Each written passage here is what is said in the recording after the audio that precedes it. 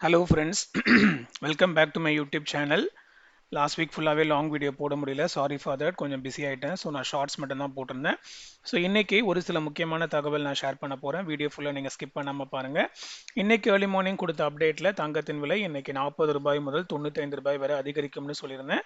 அதே போல் இன்று செப்டம்பர் 29 காலையில் 60 ரூபாய் அதிகரித்து 10,700 ரூபாய்க்கு சந்தைப்படுத்தப்பட்டுச்சு. அதுக்கப்புறமேட்டுக்கு மத்தியானத்துக்கு மேலே இன்னொரு வீடியோ போட்டிருந்தேன். தங்கம் திரும்பவுமாக அதிகரித்து 10,750 கிராஸ் பண்ணுறதுக்கான வாய்ப்புகள் இருக்குன்னு.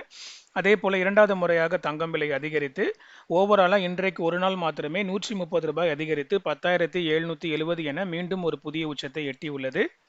இதன் மத்தியில் நாளை செப்டம்பர் 30 தங்கம் விலை எப்படி இருக்குன்னு பார்க்கலாம். அதுக்கு முன்னாடி என்னுடைய சேனலுக்கு இப்போ தான் நீங்கள் ஃபஸ்ட் டைம் வந்திருக்கீங்கன்னா சேனலை சப்ஸ்கிரைப் பண்ணி பெல் ஐக்கன் ப்ரெஸ் பண்ணி வச்சுக்கோங்க. அதோட நம்மளுடைய கோல்டு ப்ரிடிக்ஷனுக்கான இன்ஸ்டாகிராம் அக்கௌண்ட் லிங்க் நான் டிஸ்கிரிப்ஷனில் கொடுத்துருக்கேன். ஒருவேளை நீங்கள் இன்னும் இன்ஸ்டாகிராம் அக்கௌண்ட்டை ஃபாலோ பண்ணலன்னா டிஸ்கிரிப்ஷனுக்கு லிங்கை கிளிக் பண்ணி அக்கௌண்ட்டை ஃபாலோ பண்ணிக்கோங்க. வாங்க வீடியோக்குள்ளே போகலாம். கடந்த ஆகஸ்ட் மாதம் லாஸ்ட் வீக்கில் பார்த்தீங்கன்னா கிட்டத்தட்ட 9,600 9,700 சில்ட்ரன் இருந்த தங்கத்தின் விலை ஒரு மாதத்திற்குள்ளாக கிட்டத்தட்ட ஒரு கிராமுக்கே வந்து 1000 ரூபாய், ஸோ ஒரு சவரனுக்கு 8000 ரூபாய் வந்து ஒரு மாதத்திற்குள்ளாகவே தங்கம் விலையில் ஒரு பெரிய ரேப்பிட் growth இருந்திருக்கு. ஸோ இதன் மத்தியில் வருங்காலத்தில் இன்னும் தங்கம் விலை கொஞ்சம் அதிகமாகவே அதிகரிப்பதற்கான வாய்ப்புகள் தான், அதற்கான சாத்தியக்கூறுகள் தான் தெரியப்படுகிறது. ஸோ இதில் வந்து பார்த்தீங்கன்னா வெவ்வேறான ஃபேக்டர்ஸ் வந்து டிசைடிங் ஃபேக்டர்ஸாக இருக்குது. ஃபஸ்ட்டு வந்து ரெப்போ ரேட் கட் ரிலீஸ் பண்ணாங்க. நான் அந்த வீடியோ போடும்போதே நான் சொல்லியிருந்தேன், ரேட் கட் வரும்போது கண்டிப்பாக கோல்டு ரேட்டில் இம்பேக்ட் இருக்கும் அப்படின்னு. ஸோ அது வந்து ஒரு வகையில் காரணம். ரெண்டாவது, ட்ரம்ப்னுடைய எக்ஸ்ட்ரா டே பை டே அவர் போடுற டெசிஷன், டே பை டே அவர் போடுற ஆர்டர்ஸ் எல்லாமே வந்து நம்மளை வந்து பாதிச்சுட்டு தான் இருக்குது. ஸோ இப்போ வந்து பார்த்தீங்க அப்படின்னா H1B விசாவுக்கு வந்து அவர் ஃபீஸ் போட்டிருந்தாரு. அண்ட் லேட்டஸ்ட்டாக வந்து பார்த்தீங்கன்னா இப்போ மருந்து மாத்திரைகளுக்குமே வந்து அவர் வரி விதிச்சிருக்காரு, நிறைய அதிகமாகவே போட்டிருக்காரு. ஸோ டே பை டே வந்து ஒரு புது புது வித்தியாசமான டிசிஷன்ஸ் அண்ட் அன்எக்ஸ்பெக்டட் டிசிஷன்ஸ் வந்து ரிலீஸ் ஆகும்போது கண்டிப்பாக அது குளோபல் மார்க்கெட்டும் சரி, இந்தியன் மார்க்கெட்டுமே சரி, அது இம்பாக்ட் பண்ண தான் செய்யும். ஸோ அதனுடைய காரணம் தான் தங்கத்தின் விலை இப்படி ரொம்ப அதிகமாகவே போயிட்டுருக்கு. ஒரு சிறு ட்ராப் வரும் அப்படின்னு எதிர்பார்க்கப்பட்ட சூழ்நிலையிலும் அதற்கான சாத்தியக்கூறுகள் இருக்குது. பட் ஆனால் வெரி வெரி லெஸ் தான். அப்படியே அது ட்ராப் ஆனாலும் ஒரு 10 கிட்ட ரீச் ஆகி இல்லை ஒரு 9-8 வரையும் போவதற்கான வாய்ப்புகள் இருக்குது. ஆனால் அதுக்கு கீழே போவதற்கான வாய்ப்புகள் மிக மிக குறைவு என்றே சொல்லலாம். இந்த 10 கீழே போவதற்கான வாய்ப்பே கொஞ்சம் கம்மி தான். பட் ஒருவேளை அப்படி போச்சுன்னா கூட ஒரு 9-8 வரையும் ஒரு சின்ன ட்ராப் போகிறதுக்கான வாய்ப்புகள் இருக்குது. பட் அதுவுமே வந்து குளோபல் ட்ரேட் தான் டிசைட் பண்ணணும். ஸோ இப்போதைக்கு உள்ள ஸ்டேட்டஸ் படி day by day gold rate வந்து இன்னும் அதிகமாக அதிகரிப்பதற்கான வாய்ப்புகள் தான் இருக்குது. நம்மளுடைய இந்தியன் growth, ஐ மீன் நம்மளுடைய பொருளாதார எக்கனாமிக் growth வந்து பார்த்தோம் அப்படின்னா கிராஜுவலாக கொஞ்சம் இன்க்ரீஸ் ஆகிட்டு தான் இருக்குது. இருப்பினும் நம்மளுடைய மேஜர் ப்ரொடக்ஷன் யூனிட்ஸ் எல்லாமே நம்ம வந்து வெளியே மற்ற நாடுகளை நம்ம டிபெண்ட் பண்ணியிருக்கிற காரணத்தினாலேயே நம்ம வந்து இந்த ட்ரேட், இம்போர்ட், எக்ஸ்போர்ட் டியூட்டிஸ் எல்லாமே நம்மளை பாதிக்குது. அதுவும் வந்து ஒரு வகையில் காரணம் தான். அண்ட் 2 டேஸ் முன்னாடி நடந்த ஒரு துயர சம்பவம் கரூரில், ஏகப்பட்ட உயிர்களை நம்ம வந்து இழந்திருக்கோம். மிகவும் ஒரு வருத்தப்படக்கூடிய ஒரு துயரமான ஒரு சம்பவம்.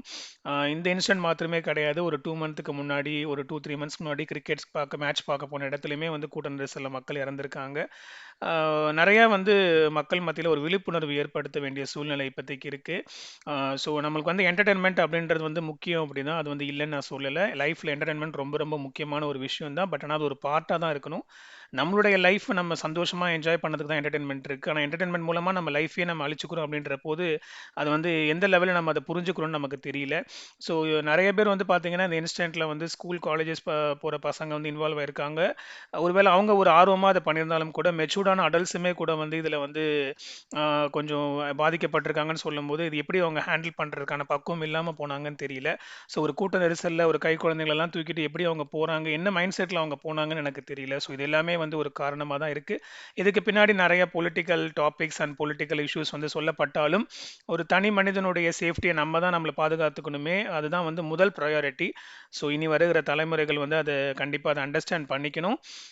ஸோ இது வந்து சோஷியல் மீடியாவுமே ஒரு காரணம் தான் நான் சொல்லுவேன். ஸோ சோஷியல் மீடியாவில் இன்ஸ்டாகிராம், யூடியூப்லலாம் திணிக்கப்படுகிற அந்த செய்திகள் எல்லாமே யங்ஸ்டர்ஸோட மைண்டை வந்து அப்படியே அரெஸ்ட் பண்ணுது.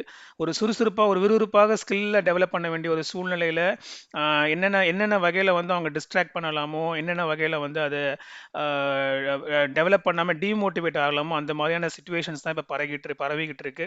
ஸோ யங்ஸ்டர்ஸ் வந்து யங் மைண்ட்ஸ் அண்ட் முக்கியமாக ஸ்கூல் காலேஜஸ் பிள்ளைங்க வந்து ஒரு ஸ்கில் டெவலப்மெண்ட் அந்த மாதிரியான ஒரு செல்ஃப் டெவலப்மெண்ட்டான ஒரு பக்கத்தில் திரும்பினாங்க அப்படின்னா நிச்சயமாக அது நல்லாயிருக்கும். என்டர்டெயின்மெண்ட்டை ஒரு பார்ட்டாக வச்சுட்டு அண்ட் பாலிடிக்ஸ் எல்லாமே ஒரு பார்ட் ஆஃப் த கேம், ஒரு பார்ட் ஆஃப் த லைஃபா வச்சுட்டு individual development and individual self குரோத்தில், இண்டிவிஜுவல் ஸ்கில் டெவலப்மெண்ட்ல அவங்க வந்து இன்னும் கவனம் செலுத்துறாங்கன்னா நல்லா இருக்கும். ஸோ எது எப்படியோ உயிர் போனது போனது தான். மிகவும் ஒரு வருத்தப்படக்கூடிய சூழ்நிலை. கடவுள் தான் அந்த குடும்பங்களுக்கு வந்து ஆறுதல் சொல்லணும். இனிமேல் இந்த மாதிரியான சம்பவங்கள் நடக்காம இருக்க நம்மளோட யங்ஸ்டர்ஸ்க்கு, நம்ம யங்ஸ்டர்ஸ்க்கும் சரி அடல்ட்ஸுக்குமே சரி, நம்ம வந்து விழிப்புணர்வுகளை ஏற்படுத்த வேண்டிய ஒரு சூழ்நிலை இருக்கு. நிச்சயமா அதை பண்ணுங்க. அண்ட் ஆல்ரெடி இன்னைக்கு தங்கம் விலை அதிகமாகவே அதிகரிச்சிருக்குங்க. இதன் மத்தியில் நாளைக்கும் வந்து இன்றைக்கு கடைசியாக அதிகரிக்கப்பட்ட 10,770லேருந்து மீண்டும் ஒரு ₹20லேருந்து ₹50 வரை அதிகரிப்பதற்கான வாய்ப்புகள் தான் இருக்கு. மேஜர் ஆஃப் த ஷாப்ல செகண்ட் டைம் ஃபுல் இன்க்ரீஸ் பண்ணாம ஒரு ₹70 இன்க்ரீஸ் பண்ண இடத்துல வந்து அவங்க ₹15 தான் வச்சிருக்காங்க. பட் ஆனால் நாளைக்கு ரிஃப்ளெக்ட் ஆகாத கடைகள் எல்லாமே ரிஃப்ளெக்ட் ஆகிடும். பொறுத்திருந்து பார்ப்போம். இருப்பினும் இது இப்போதைக்கு நைட்டு ஸ்டேட்டஸ் தான். அடுத்த அப்டேட் ஆஸ் யூஷுவல் நாளை காலையில் மார்க்கெட் பிக்ஸ் இங்கே முன்னாடி கொடுப்பேன். அந்த இன்ஃபர்மேஷன் உங்களை ரீச் ஆகிறதுக்கு மறக்காம இன்ஸ்டாகிராம் அக்கௌண்ட்டை ஃபாலோ பண்ணிக்கோங்க. நம்மளுடைய சேனலை சப்ஸ்கிரைப் பண்ணிக்கோங்க. தேங்க்யூ.